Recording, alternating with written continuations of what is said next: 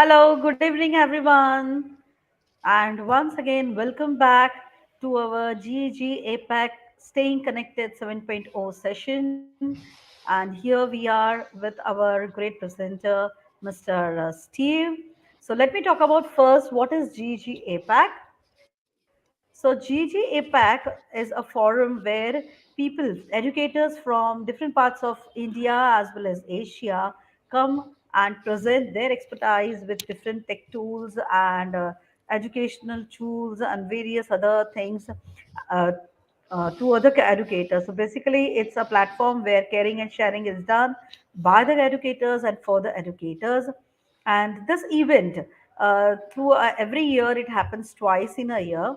And this is the seventh time when GEG APAC is having its session. And we, as GEG's Surat and Ghaziabad, are the host got an opportunity to be the host to present this session in English this time. And we have uh, various presenters from different parts of India, as well as from Japan, from Malaysia, and it was really having great session from morning. We have started our session right in the morning at 11 a.m. and still the session is on. So let me introduce myself.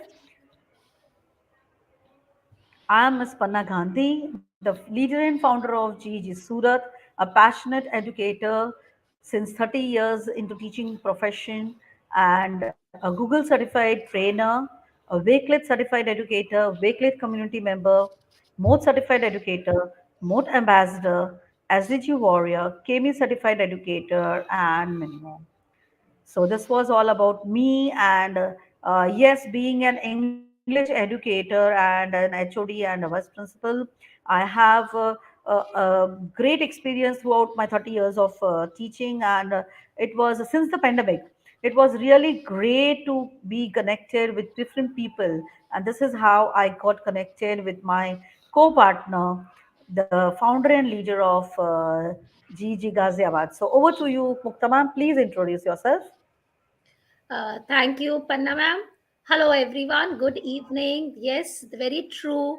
We are having sessions full of energy, enthusiasm, and learning. Yes, since morning, and it will continue tomorrow also. I am Mukta Sablok, founder and leader of GEG Ghaziabad.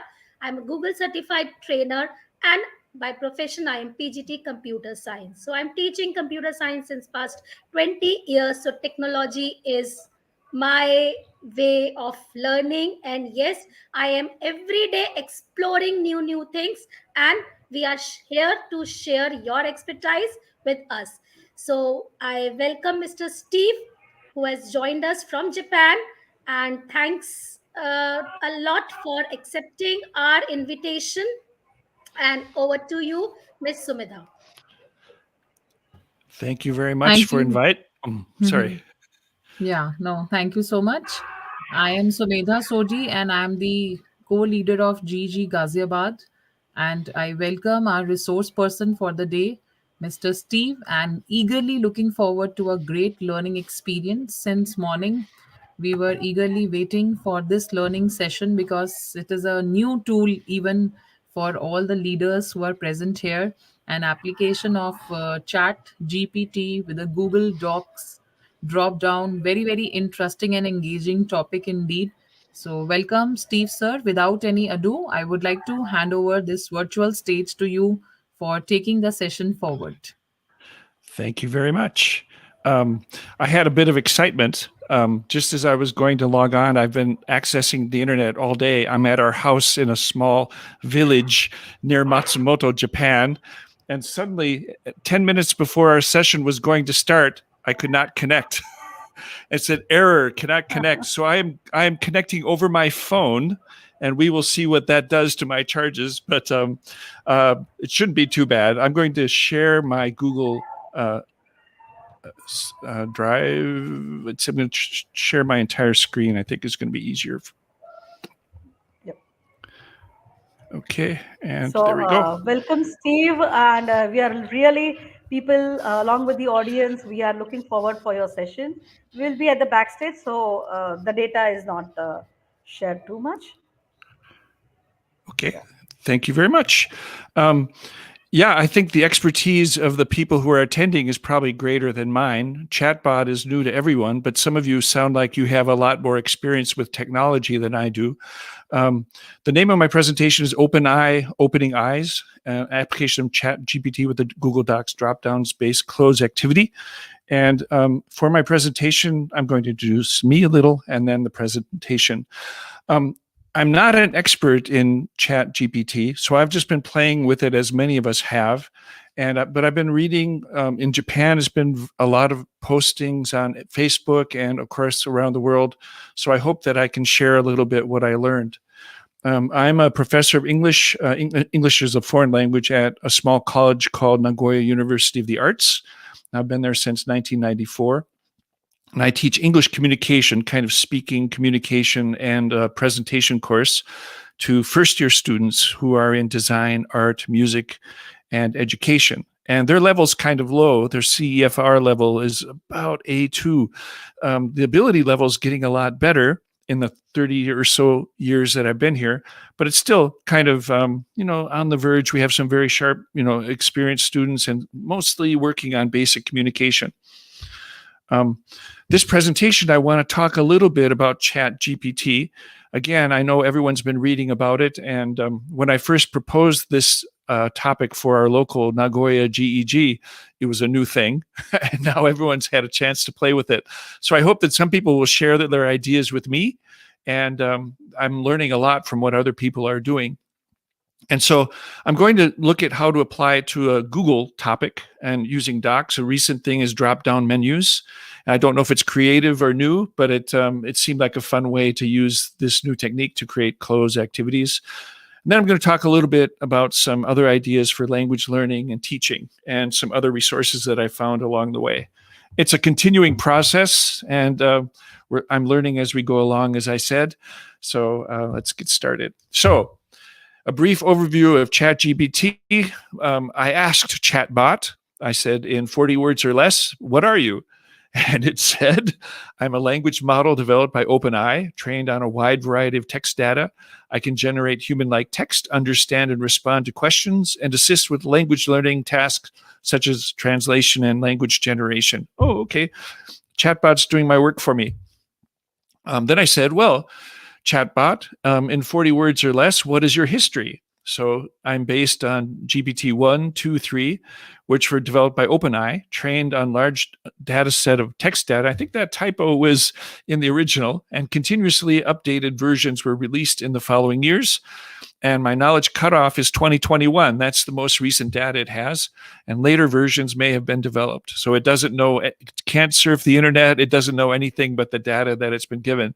And that's kind of important, at least as long as we're using the current version of GPT, what it can do and what it can't do. So, but prompt to chatbot, what does GPT stand for? Because I'm curious, and I could do a Google search, but I asked chatbot. GPT stands for Generative Pre-Training Transformer, which sounds very big. It's a type of language model developed by OpenAI that uses deep learning techniques to generate human-like tests. Well, I only gave it 40 words, so I guess that's all it had, and who knows, maybe that's the level that I would understand. But so here I was. People are saying that they're using ChatGPT to create lesson plans and outlines and essays and even songs and poetry in the style of. So I said to Chatbot, please write a 45-minute presentation outline on using ChatGPT. I already had kind of my plan and what I wanted to say, but let's see what Chatbot says. So I added the things that I thought I wanted to say. So English language teaching in Japan and India, which I know I'm very sorry, very little about.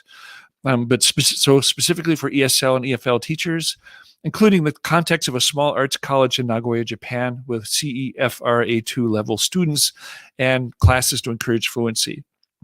And so I want to outline the process of creating a new dialogue using ChatGPT, my topic today, a textbook unit, and closed exercise with Google Docs, and share other ways GPT can be used for fluency building in this context. So highlighting features that may be of interest to English teachers in India. I didn't get much help from ChatGPT on what Indian teachers or teachers in India might be interested in, but it's limited by the text data that it has access to. So here's what ChatGPT said. So eight titles, 8 sections: introduction, typical presentation, overview. Like I said, Chat GPT for dialogue creation, close exercises, kind of the things that I said. And I just wanted to show you, I have a link here and I'm using up my minutes, but we'll see how this works. It's much faster. We'll see how this works for me. There we go. So this is the outline that it gave me. Just a second for it to catch up. Again, I'm using a phone, so the access is even slower than usual. So you can see kind of the subcategories, the kinds of things that you might think even without looking anything up on the internet. So introduce yourself, my college, overview of GPT. Again, I'm sorry, this is a little choppy. How it works. I can't explain what GPT is more than I just did and how it works. But I'm going to show some tasks looking at 2B. I'm going to show some tasks that it can perform for us for language generation. And oops, I don't need the synonym checker. Dialogue creation. I'm going to talk about the docs and close exercise creation. So, and then some additional uses. I had some other ideas that I've been thinking about as I've been going along.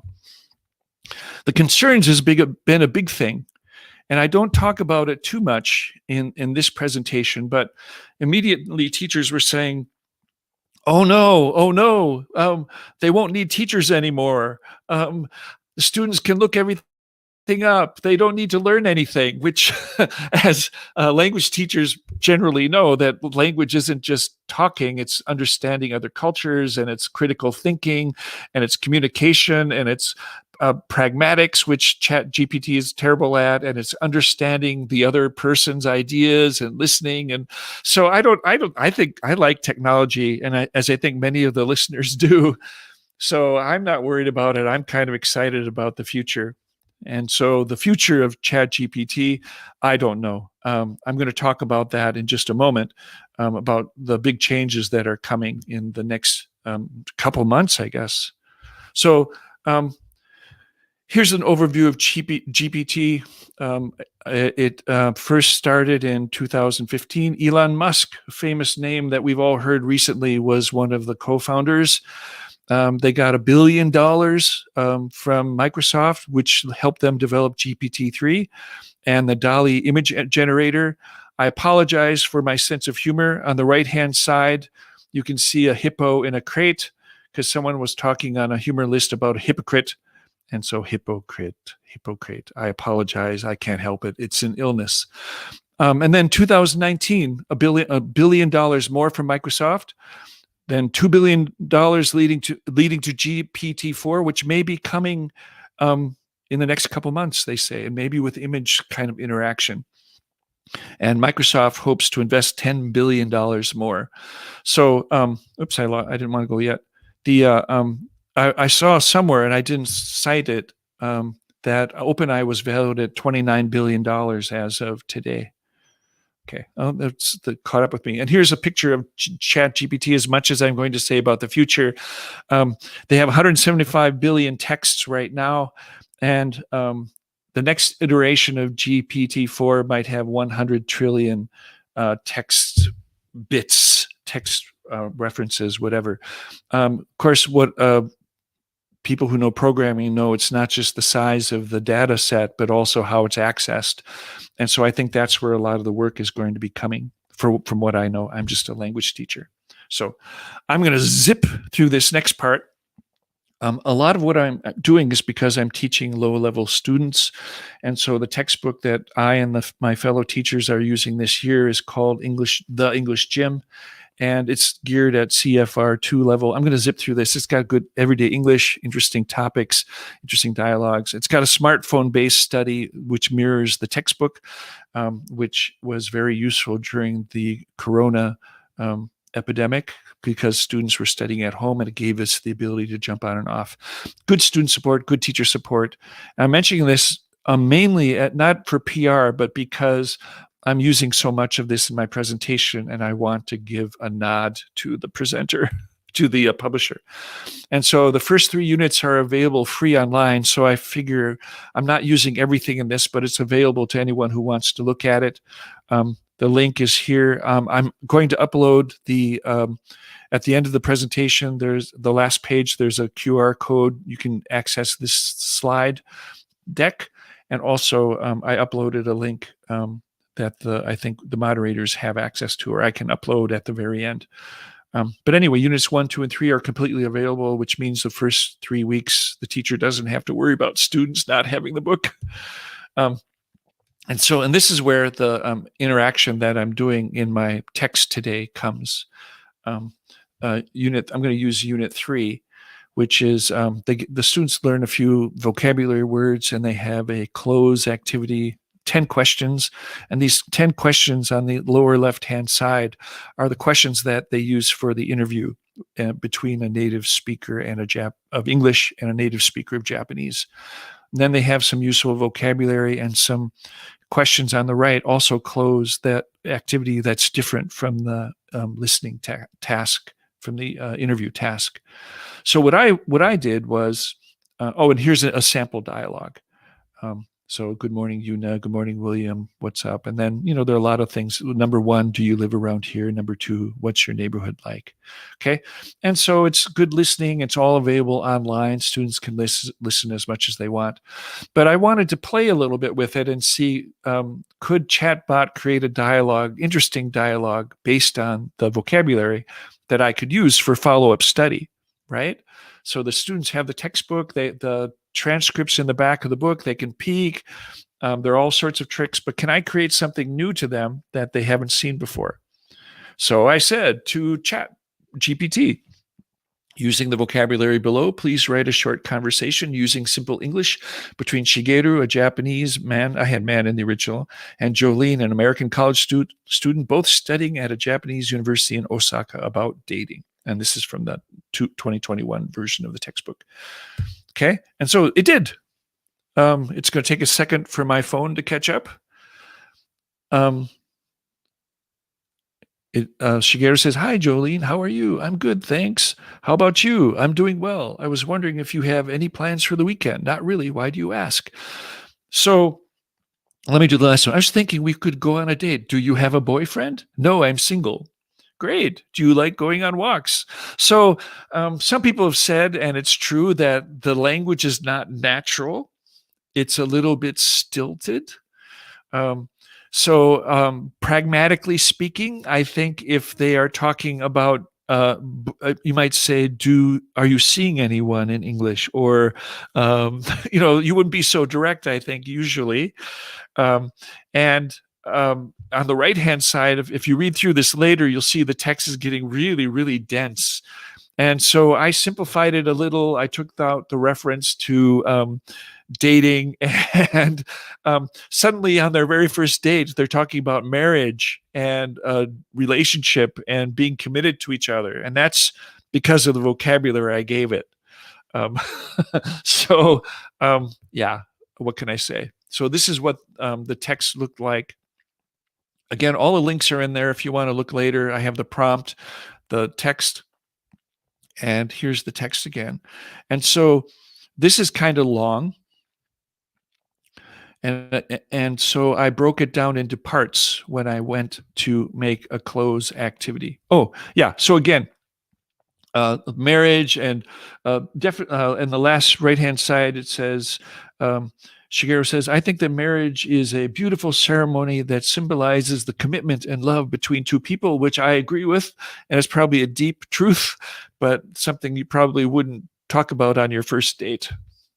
But the students it's real language, right? And the students are getting access to text using the vocabulary that they just studied. So you could use this as a warm-up. You could use this as a follow-up. You could run it through again and give it a different topic using the vocabulary.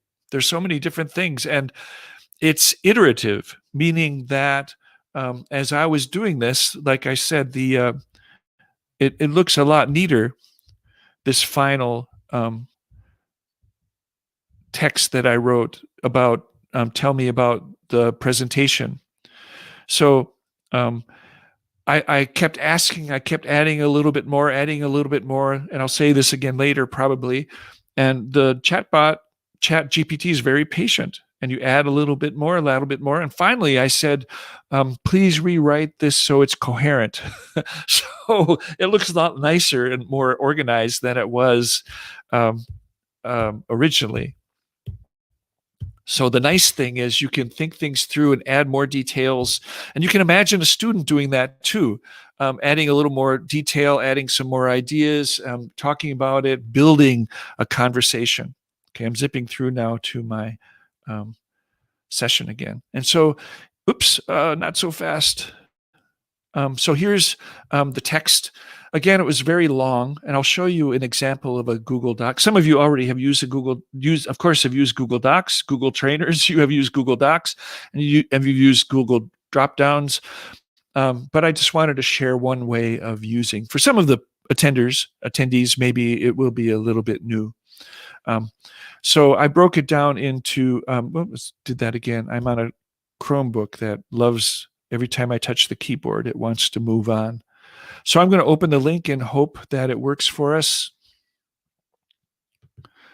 NTT in Japan will be very happy. Not NTT, whatever my carrier is. So here's my drop-down menu. Here's my Google Doc. So Shigeru and Jolene go out on a date. Originally, I had Shigeru and Tom, and I realized, no, that's not didn't match the text, so it was easy to fix. And so you can see, I added these in already. The default, if I'm it's going to take just a moment because it's slow. There we go. There we go. Originally, I'll show you what this looks like in just a moment. I've been playing with this all day so that I sounded a little bit coherent for my presentation. I hope it's working, right? So if you want to create a drop-down, it's very easy. So let's say I want to create a drop-down. I go to Insert, Drop-down, and you can see I have 4 here. I made one for each part of the text because I had 4 or 5 words in each section, and I didn't want to have 10 words they had to choose from, or 20 words, which would be overload. So I just did 5 sections, and that way I could do them in different parts. I could have students do different parts during the class and then collaborate, right?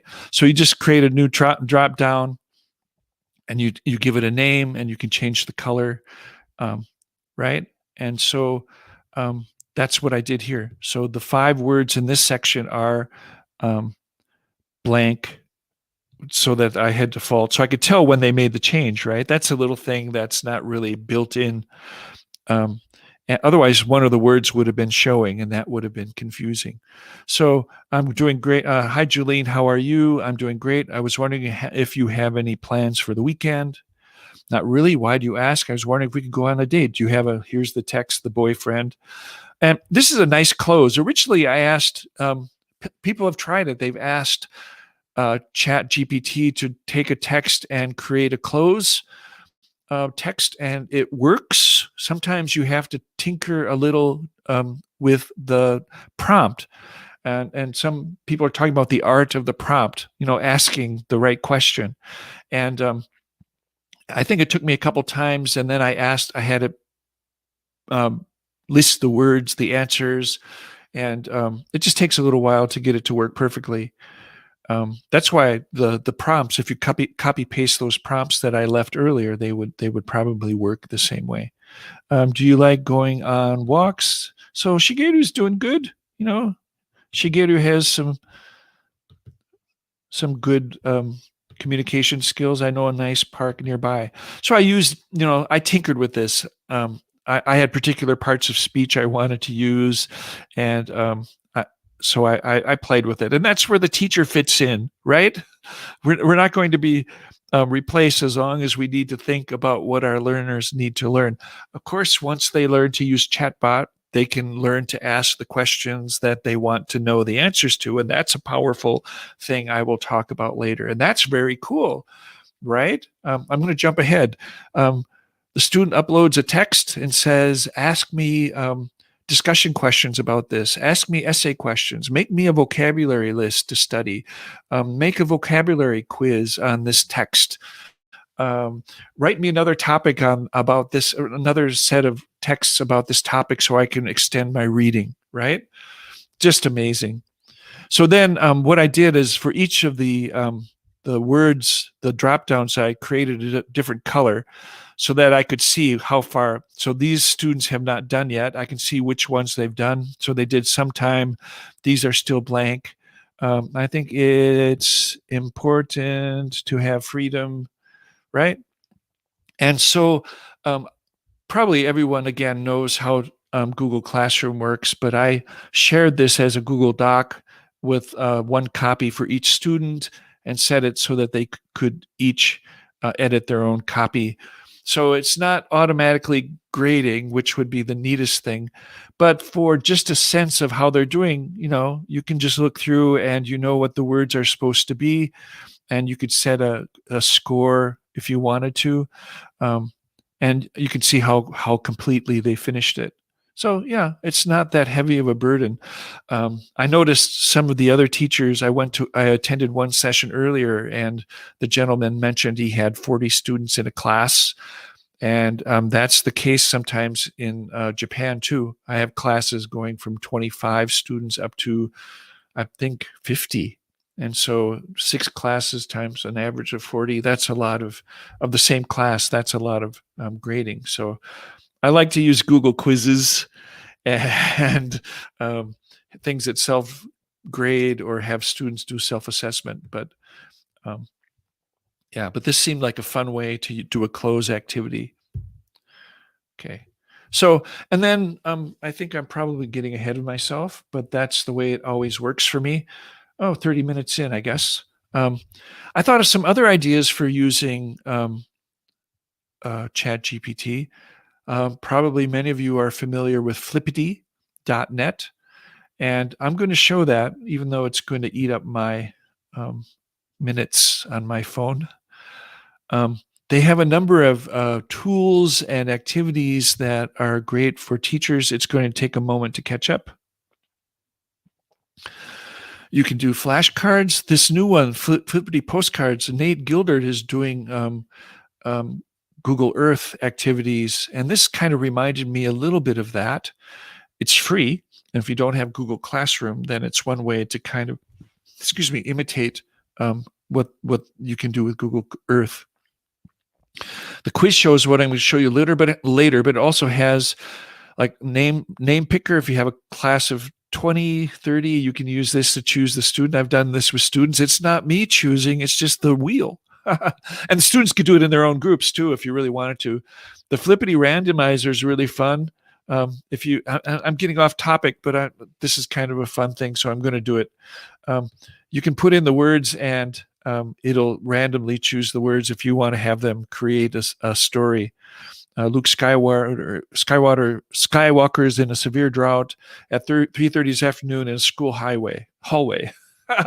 So, I mean, what can I say? It's a fun activity to have. And then there are other tools too, like board games, breakout rooms. A colleague has used those, matching games, lots of ways, not just for language teachers, but anyone who wants to play with information. Gamification was one of the topics I saw on the schedule today too. So the Flippity quiz show, let me show you a demo. You can have up to 8 teams, and I have classes with 10 or 12. I think I push the limits a little bit. I like to have groups of 4 and groups of 5, groups of 6 get too bulky, but you can choose the categories, you can choose the words, world capitals. I know these now because I peeked at some of them. This one I knew. What capital city opened the first subway in 1863? I knew that one. Some of the other ones I did not know as well. But what I did was I had students based on the reading from the textbook we're using. These were not my students at my university, but students at a national university who are closer to B1 level. So very high vocabulary, 4,000, 5,000 words, some of them, word families. So they can do a lot more. And so I had them read the text and in groups. Individually, I had them do a Google form and write questions to ask others. Then I had them get into groups and help edit and think about the categories. And they uploaded it in a Google form with the question and the answer and the category. And then I asked GPT because I had 40 students with 3 questions each with all sorts of different categories. So I asked ChatGPT to summarize the categories and select 5. I'll show you. It's kind of fun. I had it go even further than that, but I wanted to say to the students, these are the 5 categories we're going to use. And so a lot of these little things, I could have done it. I could have pulled out 5. But chatbot can go through all the data and do a little bit of cogitation and do things based on what we say. And then I had them write the questions into the quiz sheet that you need to do in it's a special format for Flippity quizzes. A little bit of a learning curve, but not too bad. And then I told them the quiz would be given to students I have 2 classes at this university. So the other students are going to take this quiz. And so this is what the form looks like for the Flippity quiz, and these are the questions and the word points. This will take a second to catch up. And so I put in the potpourri because I couldn't think. I only had 5 categories that I asked ChatGPT. I could have gone back and asked for more. And it's a fun game. And they buzz in. You can have buzzers or here or random choose a group to answer the question. And you can have true false, you can have images, you can have all sorts of things, and not related to ChatGPT particularly, except that it made it easier to generate. Okay, so here's the game I played with Flippity. I had all these questions from 40 students, 3 each.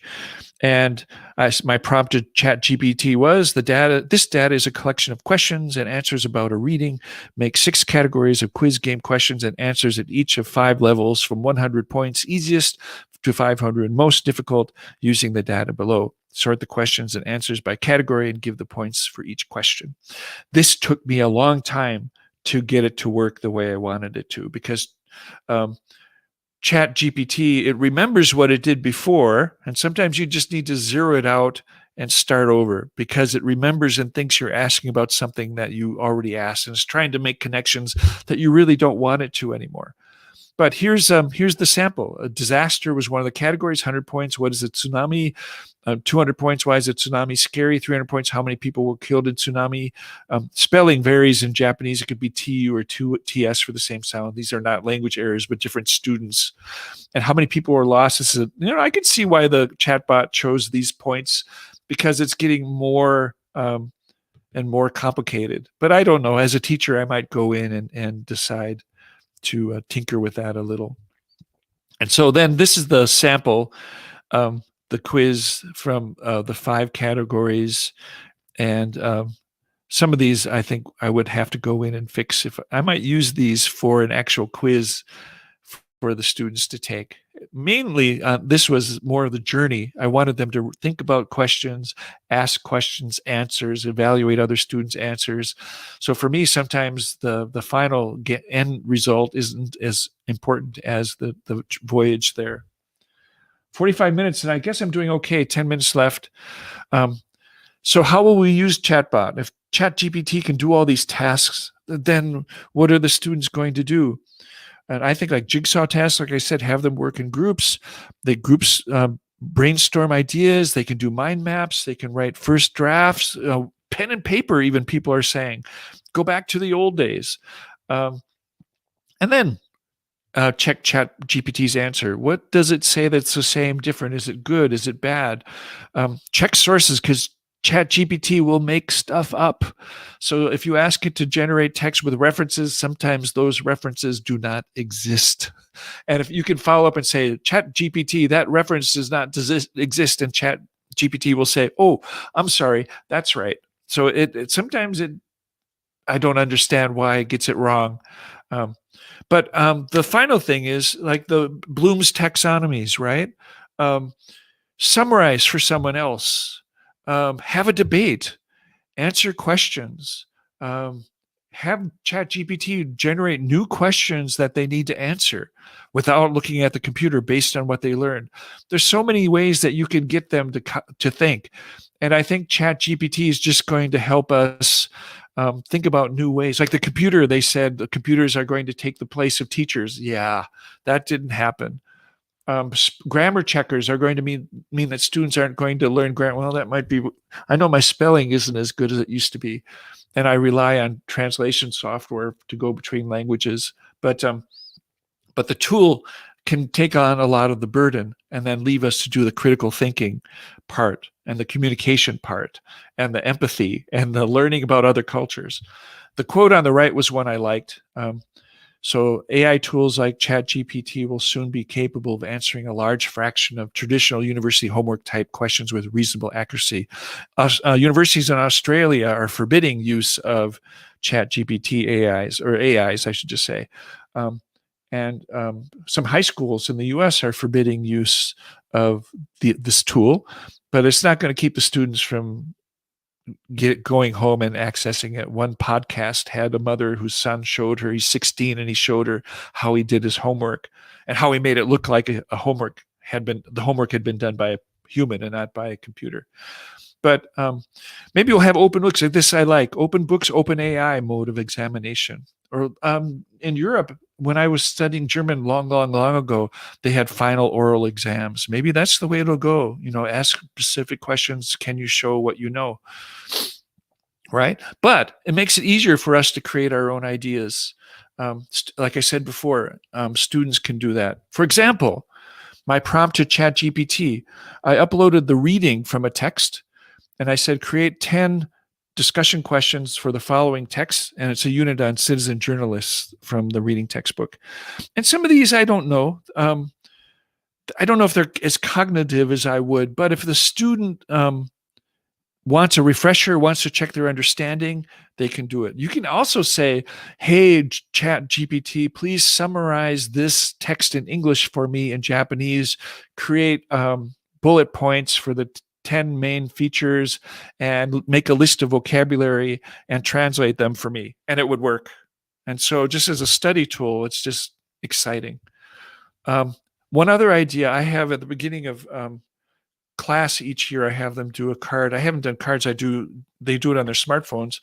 Their name, their major, where they were born, where they live, their favorite artist, their favorite place, something interesting about me. And so here's my sample output. Hey, from ChatGPT, the prompt was write intro for Shigeru Shimizu about the following, and my name is, I'm originally from Inuyama and currently still reside there. And the main thing I put in bold is because currently still reside there is not language that my students would use. Reside must be about 3,000 word frequency. I'd have to look it up. And I'm a fan of the artist Magritte. Doesn't sound like natural English. So it's not a tool that you can use without a teacher supervision. And so last, because I'm coming up about 5 minutes and maybe should be a little time for questions, but with all the worry about ChatGPT, how can we use it in a way that we know the students are processing, they're thinking about what they're doing? Well, I've seen a lot of examples. One is it's not good for anything after 2021. The next version will be coming out, that 100 trillion bits of data. But as of now, it's not good for anything after that. I think it's not good at complex, comprehensive overview type questions as for now. It cannot find data behind paywalls. If you give them a text that you chose, unless they scan it in, which I wouldn't put past them, that's what they've got. It cannot respond, number 4, without data. So an example I thought of is for a language teacher, describe 4A, describe what is going on in the cafeteria today. Who do you see? What are they doing? What are they thinking? What's going to happen next? Tell me something funny that happened in class today. Tell me something. What are your hopes, your dreams, fears? Any of those that chatbot can't tell you how you feel. So they could pretend, but any follow-up questions they're not going to be able to answer. How do you see yourself responding to a workplace when you graduate? Okay. On the other hand, number 5, it's very, very patient. So I was writing a story idea about a niece who came to visit me here, would come to visit me here in Japan. And I kept adding a little bit more details and then regenerated the whole text. I took stuff out, I put stuff in. No, no, no, this is what happened. No, no, no, this is what happened. And that story, you can imagine students building together, what as we've done on paper and pen, right? Or handing a piece of paper around. Write a prompt for a story, and then everyone walks around, adds another prompt, and then print the story at the end. What do we end up with? Be careful. Some students get a little too creative. So like I said before, number 6, teach students how to create materials to test themselves with. It's non-judgmental and fast, and make them interact with the information and with each other. Okay, so the last thing to finish up, I guess my time worked out okay. So if AI can fool people, one student came out with this AI called ZeroGPT.me, which can check very accurately still whether a text was written by an AI or not. It's passed on everything that I've put in. Some people have said they found little ways to trick, but for every time they develop, like GPT-4 is going to be harder to tell, and someone will create a new AI to test. And I think even Zero GPT is based on GPT-2, and the current level is like 3.5 for the GPT. So when they build a better mouse, they will need to build a better trap. So here's an additional thing I'm going to finish with reading about ways to use ChatGPT. And as I said, this presentation is available at this tiny URL I created. If you want to take a second to capture the QR code, that's okay, or we will post it in the YouTube. So I'm going to stop my screen. So as usual, I go very fast, but it's just kind of a lot of different ideas, and that's the way I flow. I guess that's the way I roll, I guess, the expression. Yeah, wonderful session, wonderful. We have learned many new things from this, and the audience were wanting to ask you, and they were excited to learn this chat gpt. Thanks a lot, Mr. Steve. We are very grateful that you have uh, on our channel GG Ghaziabad and Surat, you have this wonderful things. Very, very Thank you thankful. very much. Someone mentioned having a discussion panel about ChatGPT. That would be very fun. Go from here, anyone who wants to participate and share their ideas and worries and solutions and questions. That would be very exciting. So I hope we can do that. Yeah, sure. Definitely, we can do that. Uh, I don't think so. Any questions? You have explained it very well. So, no questions. Yeah, one question I have seen before. You were actually that how we can actually use this in our daily life. Something was this. Oh, I'll just. mm, that was the question which I saw one of our audience has posted up down. My question is, please elaborate how to use this knowledge on language acquisition class. This is what exactly the okay. question is. Oh, okay. Well, the everyday life is it's limited to the text it has. So when I ask questions specifically about Japan, it only has access to the text that's fed into it. So, and if you search in your own language, if I search in German, for example, what comes is a lot smaller because what's available in English is a lot less. But you can have it interpret. Like I uploaded text written in Japanese from the rector of our university and said, please give me bullet points. What do I need to do? And it told me, right? So it's able to analyze and interpret in a way that kind of you still need to confirm. You still need to do it yourself. But there are a lot of things that you use Google for that you could, make me a list of things. I want to learn about how do I start learning about something? Or language acquisition, like I said, make me a list of vocabulary related to this topic. Or it can check grammar, or it can do translations, or it can can write in a simpler level. Like, please write this at the second grade level. Now, you have to pay a fee for some of these, right? So a lot of little ways that, or use simpler language, use more complex language. There are a lot of ways that just the art of the prompt. The more you think about it, the you can tinker with it and see. Um, you don't know what you're going to get. The thing is, as you say, that we have to play with it. Yep, Yes, and that's the yes, funnest part. we have Well, to that's play not good with it. English. The most fun Yeah. part. Yes, thank you. Yes. So I hope you got your answer, Mr. Kanisha. And once again, I'll just say thanks to Mr. Steve and bye bye for joining us. Thank you. I really enjoyed it. Thank you. Bye. Bye bye. So thanks a lot, dear audience, for uh, attending these sessions since morning. This is the first day of Apex Staying Connected 7.0, and that's the end of our today's session. And we are back. We will be coming back tomorrow, 10 a.m., with another sets of interesting sessions with us. So, bye bye for now.